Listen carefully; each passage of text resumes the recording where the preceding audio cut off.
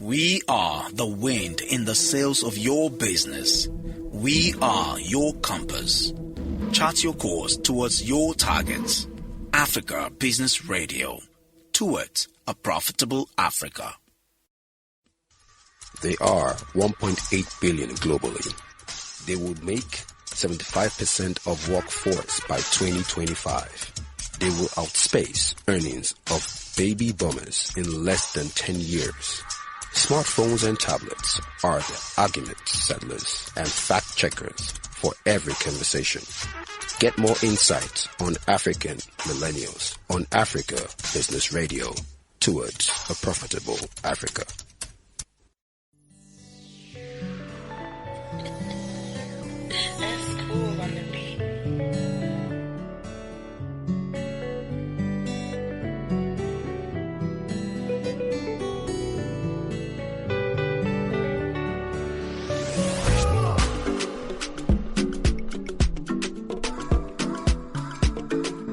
I think it's been a while I heard the bird song and I've been vibing to it. I'm sure many of you know these bird songs from the editions we've been having for the past 2 seasons now, and I'm sure you've heard it on the first 4 episodes we've had on the African Millennial Radio Show.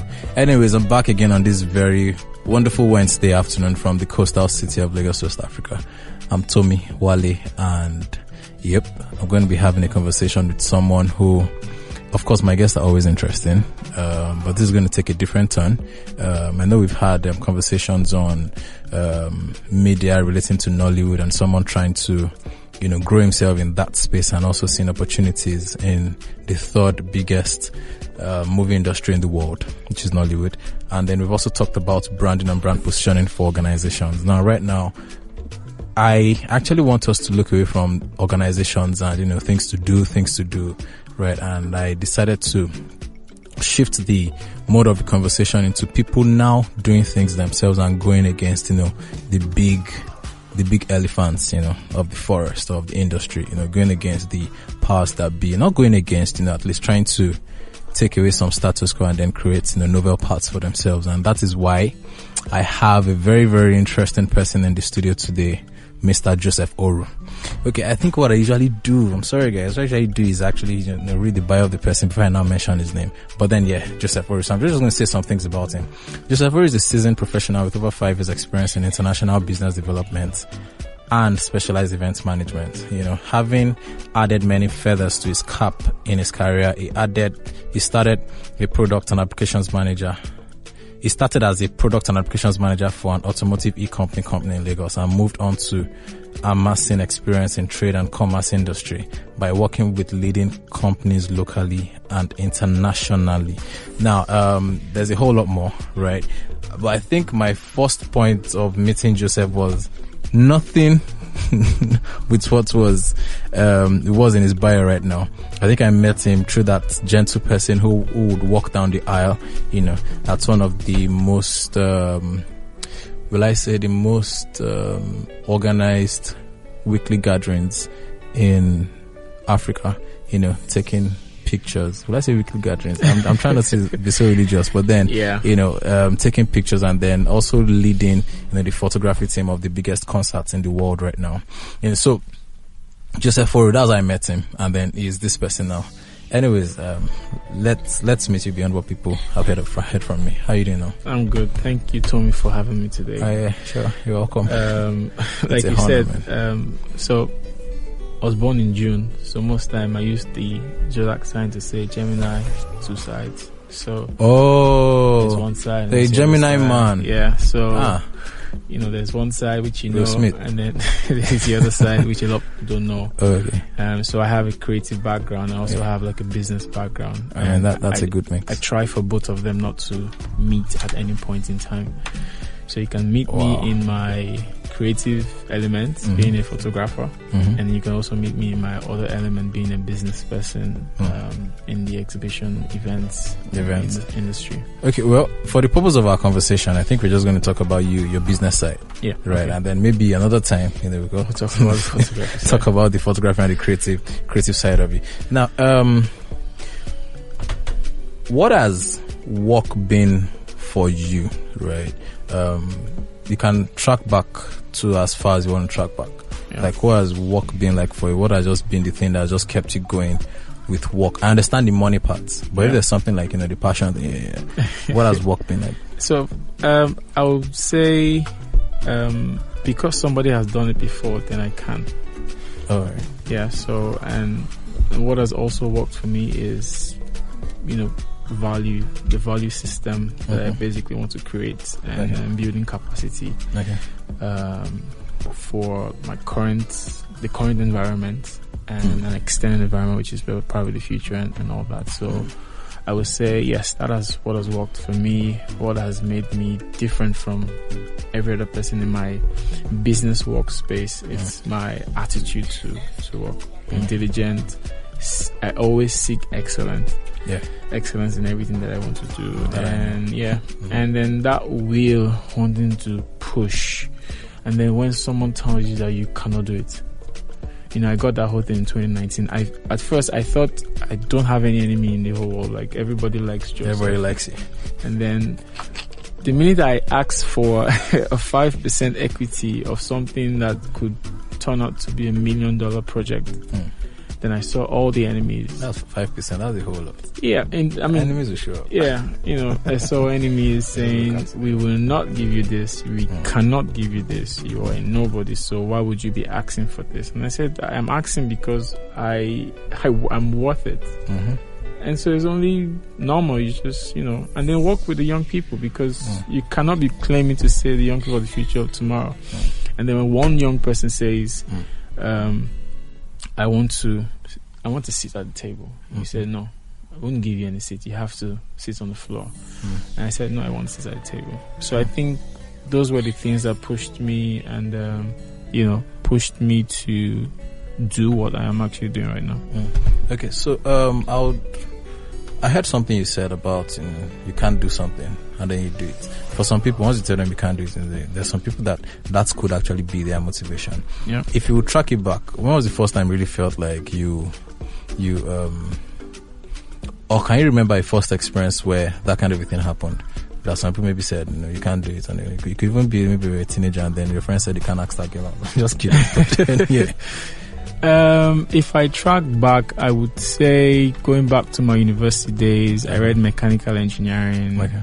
Came from a background where my family, the only one that liked book in the house. So there was that point where I wanted to get a second-class upper, at a very good second-class upper. And the environment, the situation, I mean, before you get money to buy textbook or handout, you have to find a way of getting those money, So one of my friends said, just live with what will eventually become. And I'm like, no, like I can get to this level. I can get my upper class if I want to. And so I just put my mind towards it. I was a footballer in school then also, so I didn't allow that to stop me from playing football, right? So I just went ahead, read morning, afternoon, night, and I did make my second class upper in mechanical engineering. Oh, man, that's such a motivation. Okay, now you've established some things about your work that you don't take no. Yeah. Right. It looks like no is actually that motivation. And then I heard you say something about demanding some things at the table, which is very, very important. Now, I understand that power is usually not given, it's taken. Yeah. And you tend to have a couple of projects going on right now. Yeah. Can you just tell us what the experience has been as an independent person going against these elephants, right? Or these things, and then trying to demand that? Well, see, this story, I actually get emotional about it at times because I never thought people could, actually not support young people, right? And for me as a business person, I went into the business space fighting from the very first day.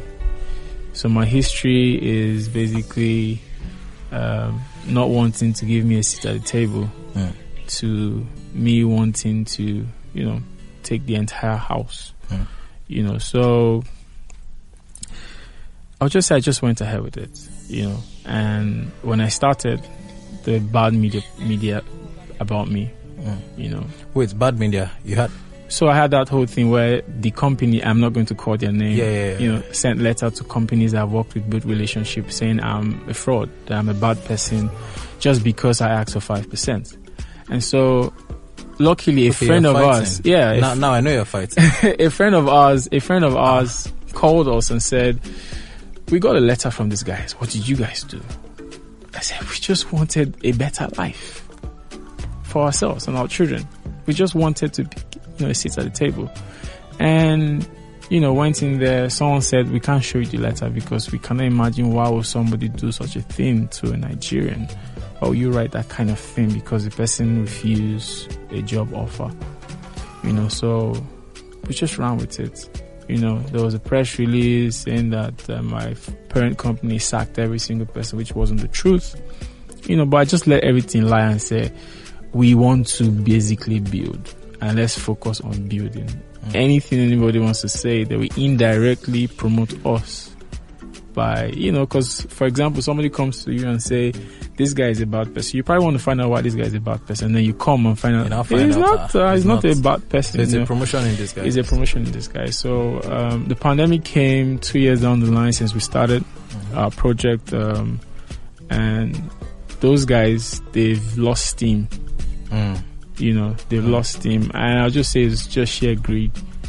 Just sheer greed from the upper class people who never want to give the young people something. Opportunities. And it was this man at Edo Peter side. Yeah. Right. There was this event he was, and I think we had the captains of industry sitting there, and he said something that when the current men at the helms of finance, capitalism in Nigeria, for example, that when they started, they had people give them the opportunities. And he was saying that you need to give these people the opportunities, right?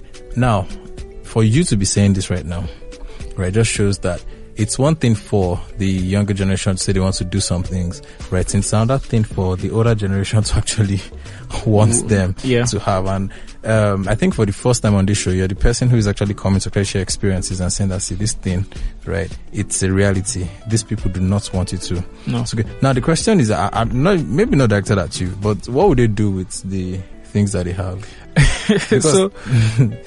Well, good question, Tommy. And they're agents. Good question. And I said, I cracked the joke to say, the baby boomers are leaving soon.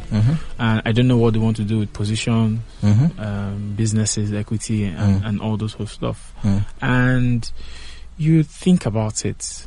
When you think about it deeply, you understand. I told one of them one time, and I said, just form alliance with young people and see the strength that they have, because they are dynamic, they're creative. If you get the young people to key into your business will run good. Because in the next 10 years, young people will basically be captains of industry. So if you miss that opportunity to allow a young person be at the table in your organization, you're going to lose out in 5-10 years time. That's the honest truth. You lose out in 5-10 years time. I hope they know this. I hope they get to listen to this, and I hope they get to agree with it, and I don't know if it's, so they'll say some people are lazy, can't do something. No, I see people hardworking, and then they're trying to block them.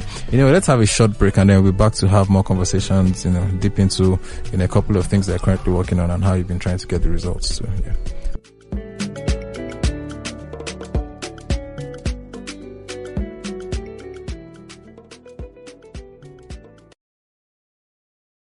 We are the wind in the sails of your business. We are your compass. Chart your course towards your targets. Africa Business Radio. Towards a profitable Africa. They are 1.8 billion globally.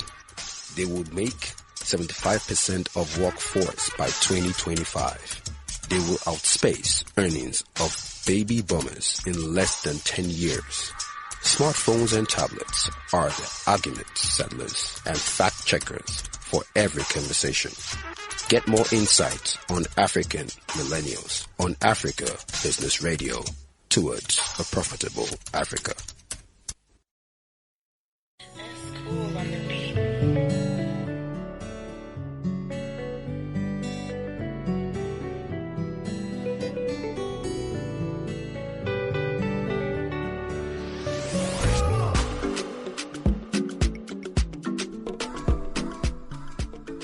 welcome back. I'm really enjoying the conversation with Joseph Oro this afternoon, and I'm sure many of you will have actually sat back during the break and just be thinking that, okay, I know we're trying to create something for ourselves. Are we not just going to build things from the ground up? But then the space of building things from the ground up, once, there's a view of something shooting, trust regulators to come around, and the custodians of these regulators are, the older generation. And we have Joseph Oro, who is actually sharing experiences of what he has, been through so far, what is currently going through so far. Now, what's a major project you're currently working on?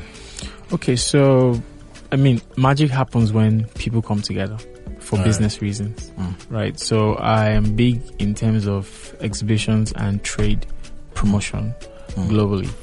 So we are organizing an exhibition in the manufacturing sector, connecting businesses locally, regionally, and internationally. So it's just have business conversations, sales, brand awareness, and all the whole thing. Oh, okay. Now, I'm sure in going through this, right,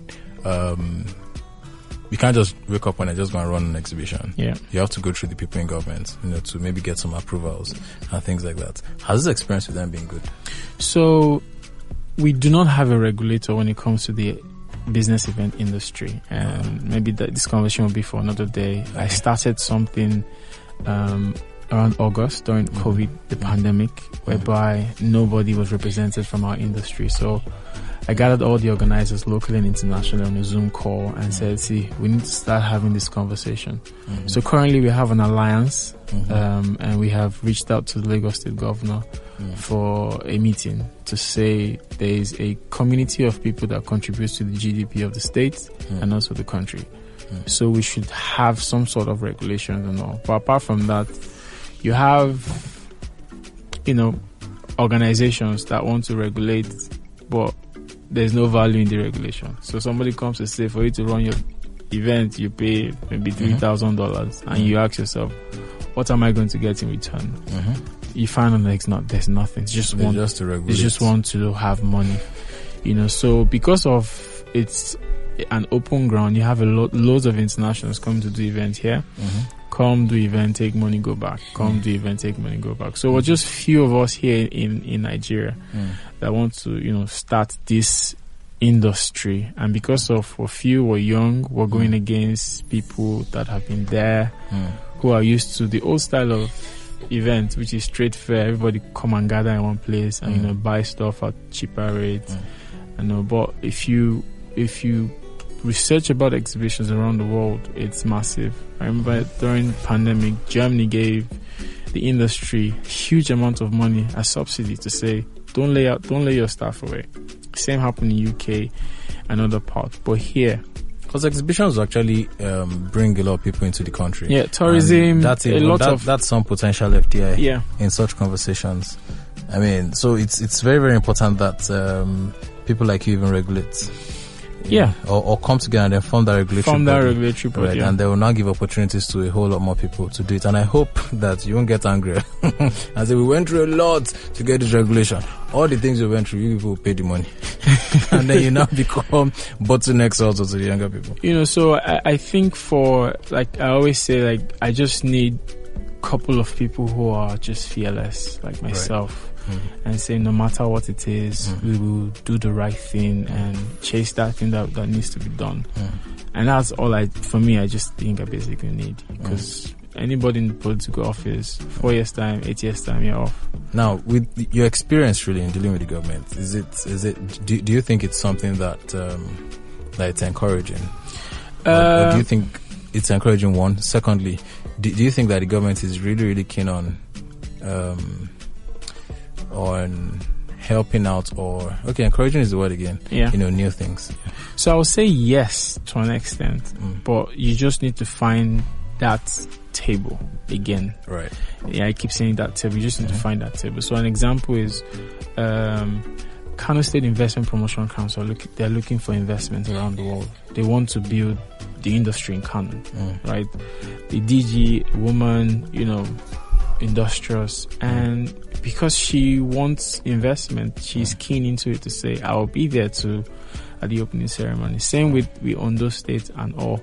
But I think it's just meeting the right person, selling the value of what you have to that person. And most time, again, if that person is someone who understands the ability of this young person and they see value in what you're doing, they will key into it. But apart from that, yes, we've had some other not go so good conversation that most time it always falls back to what we are trying to basically, fight. So that's just basically it. It's quite unfortunate though, but we just need to... It's a fight anyways, and from what I've heard about you, you always win at the end of the day. I always win. I never lose. These things would... Well, so about this exhibition now, when is it happening now? So it's happening 27th, 28th, 29th at the Landmark Center. 3 days events, business to business conversation. So this year we're looking at doing a hybrid model. Whereby, because of the travel restrictions, people can't actually fly in. Again, you've come again with what's that thing? Seeing the funny situation as an opportunity again. Yeah, so we are, I'm working with a massive, good operational team, and we're trying to create a system that you can still connect and speak with manufacturers around the world in a hybrid model. So we are, and it's going to be the first event in the year when it comes to international exhibition. It's going to be the first hybrid event, and we want to basically set the pace for others to follow, because I believe that once we're done with this, and every other event organizer will want to basically emulate or try and do the same thing. Wow, I mean, this is very, very interesting. One thing I've actually learned myself from this is, I keep hearing this thing about once there's a challenge, it's an opportunity, there's something, and I can actually see that it seems to be something that you've actually that's become a part of your lifestyle, right? Because there's a no there's an opportunity. When you said that some people actually did bad press for you, right? You saw that as an opportunity for publicity. Yeah. Right. Okay. Yeah, but I'll tell you this. It's not as if when I had my no, I just said, you know what, I'm going. Thomas, to be honest, I cried for weeks. I was asking myself, what next? What next? What next? The year before I was on TV, newspaper everywhere, and now, like, what is going to happen? And my spirit just said, while everybody's trying to force themselves through one door, and I just looked and there was a window, very small, but on the other side, it's quite big. So I just took that route, and the process is hard, interesting. I learn every single day. If I look back and consider myself in 2019 and what has happened now, I've made some decisions. I have people throwing proposal in front of you, and you're asking yourself, which one am I going to take? Which one is going to benefit me, and not just me, but the business that we're trying to also build. So you have all those things. The process is not easy, to be very honest. It's tedious. We work 24/7 because of time difference. If I want to speak to someone in China, I have to be awake by 2 a.m. And then when it's 9 a.m., the person here in Nigeria is also awake. So it's a 24 hours kind of business, and it's also interesting. I mean, this is actually so good. This is authentic, right? This is actually a real story. Yeah. And I'm very, very happy to have actually asked you to come be, on the radio show. Thank you so much. Thank you very much for the time. Guys, it's, what's your Twitter? Do you have social media? Personal Twitter? Well, yeah, personal Twitter. So it's SEPHORU across all social media. So that's the Seth from Joseph. Yes, the Seth from Joseph. Okay, so then which takes me back. SEPHORU. Which takes me back to Gemini. So there's Joe. Right. Seth. Right. So you have a Gemini man in the studio today who has two faces, right? And then he's maxed and unmaxed at the same time. He's both the man in the castle and the man in the iron mask at the same. No. That's not good. That's not good. He's two-faced. All right then. Thank you very much. All right, guys. Thank you very much for being on the African Millennial Radio Show. It's Tommy Wale. Don't forget to go on africabusinessradio.com or search the African Millennials on Google and Apple Podcast and Spotify. That's Google, Apple, and Spotify, podcast. It's Wednesday. You still have 2 more days to enjoy, the week and get things done. And don't forget, once it's Friday, please guys, be careful, stay safe, social distancing, wear a mask, wash your hands a lot, don't drink and drive, and make sure that every single day of your life and every time really counts for something. Alright, it's about time to leave. Another shout out again, I'm sorry, my producer is really Mickey Jagger. I'm sure you're enjoying the show, guys. He's the one. Thank you very much, guys. All right. Have a wonderful afternoon and night.